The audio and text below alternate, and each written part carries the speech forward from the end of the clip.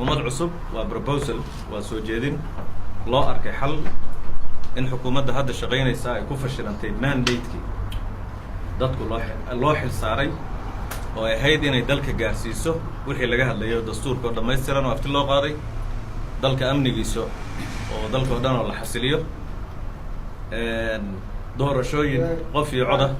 oo la gaarsiiyo dalka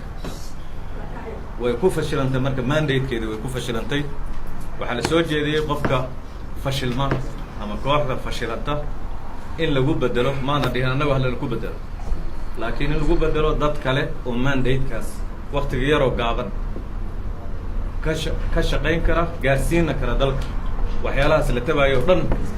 oo xukuumaddii iyo dawladdii la rabay dee inay ka shaqayso waxay ku fashilantay inta yartahay gobolka banaadir oo dee laga shaqaynayay ayayba ku fashilantay inay amni sugto inay dhaqaalihii dalka in iskuulladii iyo isku socodkii isbitaalladii waxaa la maraya in la yidhaahdo qofka dhaawaca lama qaadi karo oo aamin ambulance oo iska voluntary ah oo qaadi jirta dhaawaci in la yidhaahdo lama qaadayo halkaasay horta baashii ay ka rogatay marka xukuumadda hadda jirtaahi way ku fashilantay mandate-kaas ra-iisul wasaaruhu hogaamiyo waxaana dadka lagu xushay waxaa la yidhi xasilooni dalku ku jiro laakiin afar qof oo heshiisa waxba tari mayso dalka macnaha uma fadhido madaxweynaha iyo ra-isul wasaaruhu way issalaamaan way isku qoslaan wasiiradu ra-iisul wasaaraha ay u nacamleeyaan wax ay dalka macno u leedahay iyo faa'iido u leedahay ma jirto waxa dalka faa'iido u leh waxaa waaye servicekii dawladda looga baahnaa ma la qabtaa amnigii la rabay dalka waxyaalihii ajendihii siyaasiga ahaa ee waaweynaa oo dastuurkii iyo electionkii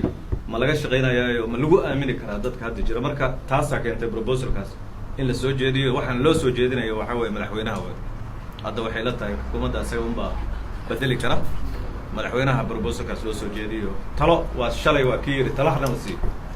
talo waa in lay siiyaa shalay uu ku dhawaaqay mar walba waa lay dhaliilaha yidhi talaha lay siiyo taladii ugu ficneed maanta waa u malaynaysaa inay halkaa ka soo baxdo dhaliil tiro badan xitaa aan loo jeedin